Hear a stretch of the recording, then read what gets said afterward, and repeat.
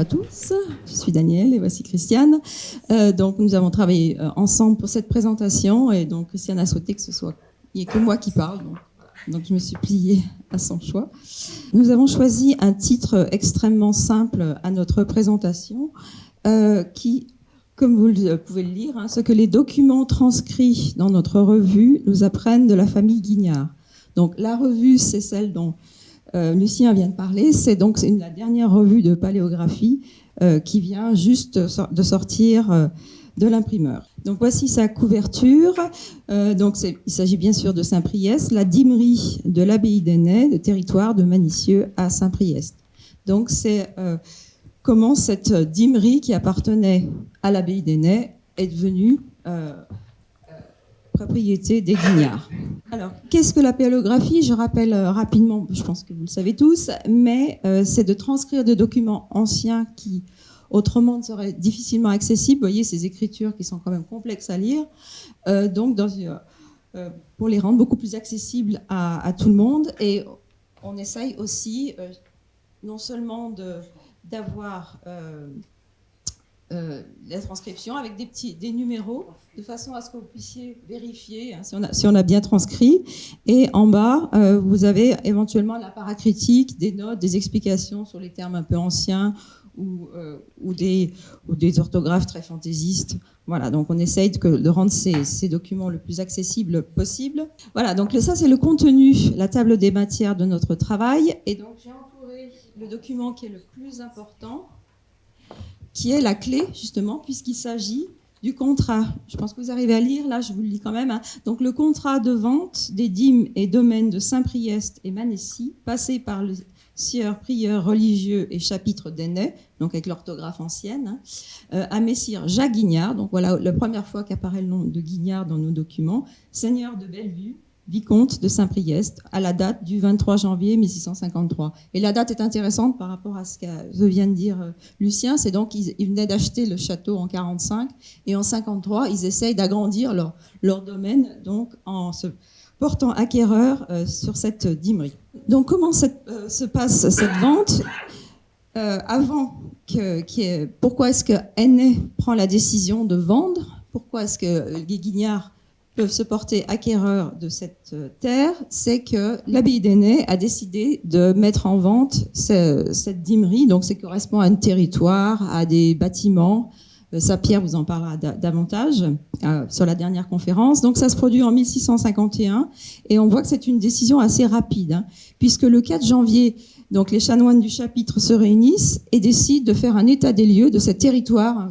Donc l'abbaye d'Ainay avait des terres tout autour, dans la région des prieurés qui allaient même jusqu'en Savoie. Mais dans cette période, ils commençaient à avoir des difficultés financières et donc ils se débarrassaient d'un certain nombre de leurs terres. Donc, dès le 4 janvier 1651, donc on a ça dans nos textes, il y a les décisions prises de faire un état des lieux. Et dès 3 jours après, cet état des lieux se met en place. Et le 18 janvier, donc vous voyez, ça va très très vite, le chapitre décide de mettre aux enchères la dimerie. Quelques jours plus tard, on affiche les propositions d'achat dans différents lieux à Lyon. Et à partir de début février 1651, les premières propositions d'achat arrivent. Mais il se passe la vente effective, si vous regardez, ça va très vite au début, puis tout d'un coup, la vente n'a lieu que le 23 janvier 1653, donc 2 ans plus tard. Donc on s'est un peu posé la question, une hypothèse, c'est que c'est les 2 années de la Fronde, et qu'il y a peut-être eu des telles difficultés que ça a un peu bloqué. Mais bon, c'est juste une hypothèse, c'est pas indiqué dans les documents. Donc je reviens, je vous ai parlé du document le plus important, donc je reviens sur la table des matières. Comme on a présenté les 6 textes de manière chronologique, forcément l'état des lieux est avant la vente. On décrit ce qu'on va acheter, enfin il y a un état des lieux, une mise en vente et l'achat. Donc le premier document, donc je vous montre aussi, j'essaie de faire un zoom dessus. Voilà, c'est le verbal. Le verbal, c'est le terme ancien de l'état des dîmes de Saint-Priest et Manissis en Dauphiné pour le chapitre d'Ainay. Alors, comment se fait cet état des lieux?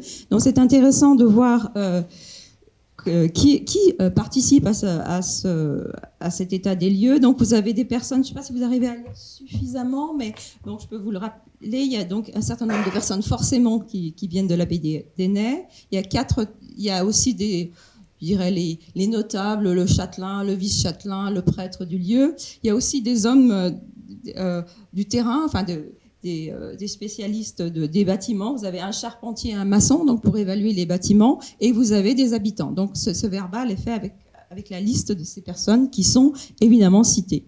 Et quel est le résultat de leur état des lieux de ce territoire? Il n'est pas très positif, puisque, pour résumer, le bâtiment qui est décrit est en mauvais état, la chapelle menace ruine, les terres sont sans eau, maigres et stériles. Il n'y a pas de bétail pour bonifier ces terres. Les habitants sont pauvres parce qu'ils sont soumis à une taille élevée. Il risque d'y avoir des problèmes juridiques parce que le bornage de la Dimerie est flou avec les dames de Saint-Pierre, donc ils possèdent aussi des terres à côté. Et donc ça on l'apprend pas dans l'état des lieux, mais on l'apprend dans l'acte de vente, qui en plus la dîme était perçue par un fermier. Donc je rappelle la définition de fermier dans ce cas-là, et d'affermer, c'est-à-dire confier à autrui le soin de récupérer les taxes et impôts divers auprès des administrés contre une rémunération. Ceci afin de constituer un écran entre l'État, ou le seigneur, en l'occurrence ici c'est Ainay, devant l'impopularité bien sûr fiscale. C'était une façon de mettre un intermédiaire pour récupérer la dîme. Et donc ce Guillaume Guilly a donc un contrat avec Ainay pour percevoir les revenus de la dîme à leur place, moyennant sans doute un pourcentage. En contrepartie de ce contrat, on lui impose des obligations vis-à-vis du territoire, et il est dit qu'il s'en acquitte absolument pas. Donc vous voyez que a priori, ça n'a pas l'air d'une bonne affaire. Mais comment ça se passe? Donc je t'avais expliqué qu'il y a donc des mises aux enchères, une série d'enchères qui sont proposées. Donc il y a une mise aux enchères de cette dîmerie. Les premières propositions de différentes personnes, vous voyez, 5 000, 6 000, 7 000. Bon, les chanoines d'Ainay ne sont pas d'accord. Donc, on passe à une deuxième série d'enchères, donc qui sont bien sûr plus élevées. Ils essayent de proposer plus. Et enfin, une troisième série d'enchères. Donc là, on est passé, vous voyez, entre le début et là, on est passé du simple au double. Et puis, donc, Mélier et Deschamps. Et finalement, à la fin, c'est Marcelin Mélier, dont on apprend qu'en fait, il représente Jacques Guignard, qui emporte les enchères, et c'est lui à qui l'abbaye d'Ainay accepte de vendre donc cette fameuse dîmerie. Donc, qui est Jacques Guignard? Donc là, vous aurez l'occasion de voir un petit peu toute la généalogie de cette famille. Donc, il se situe là, donc né en 1604, mort en 1673. On va aussi parler de son épouse. Et là, en dessous, vous avez tous ses titres.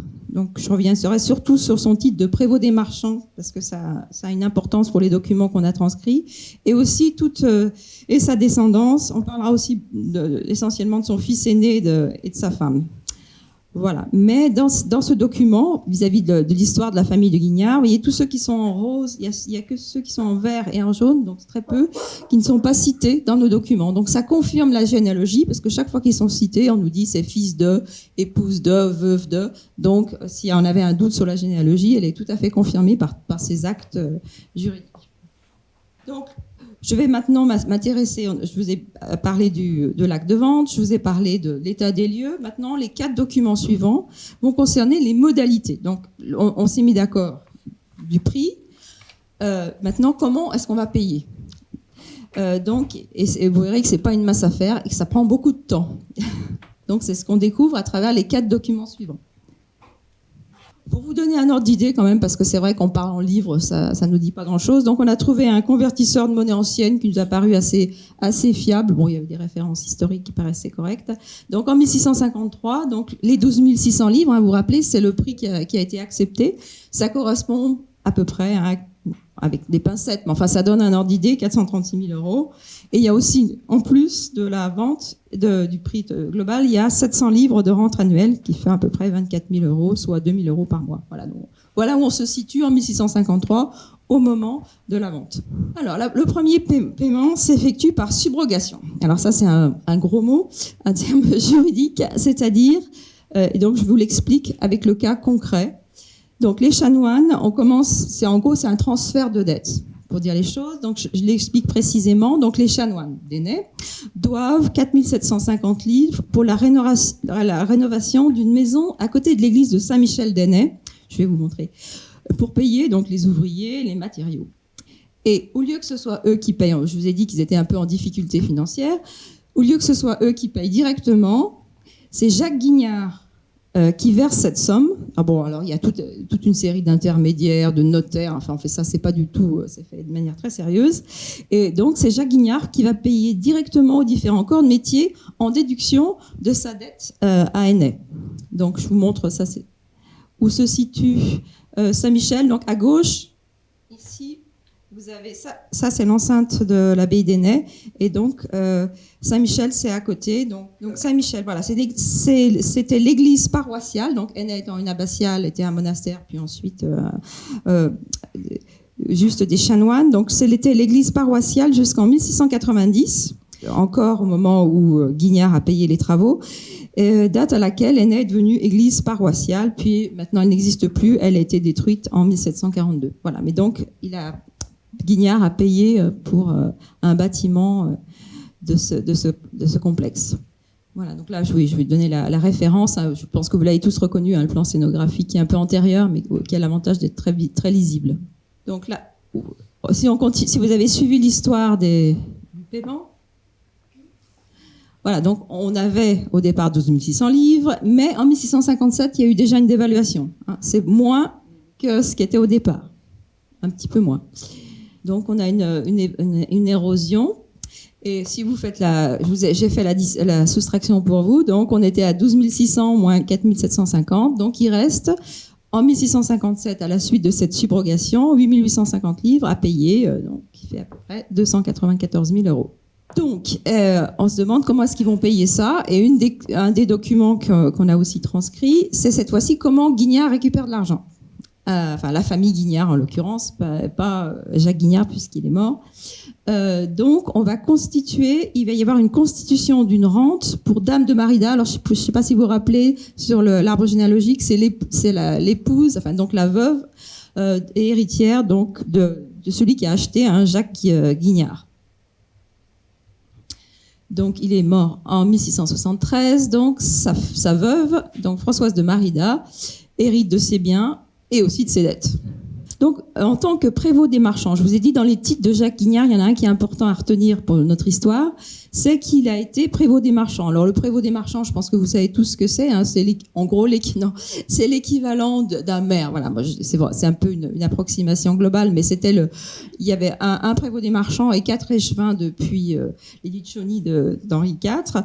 Avant, il y en avait 12. Donc, c'est le pouvoir municipal. Ils sont élus et donc il y en a qu'un, le prévôt des marchands, et il a un mandat de 2 ans. Et il fait deux mandats. Et Louis XIV a institué donc en 1693 que les anciens échevins avaient une sorte de retraite, mais enfin qui est retraite en plus qui était même pas uniquement de leur vivant, mais qui se passait de génération en génération. Donc ça constituait une rente. C'était Lyon qui devait payer donc les anciens prévôts des marchands s'ils étaient encore en vie ou leurs héritiers, donc leur allouer une rente. Donc voilà, par exemple, on a une source, on nous explique d'où les Guignards pouvaient tirer leurs revenus. Alors là, on a eu un petit peu une difficulté, donc on n'a peut-être pas résolu, mais enfin, on va vous la livrer telle quelle. Il existe 2 versions de ce document avec une différence majeure. Alors, le premier texte, le voilà on vous a quand même mis la transcription.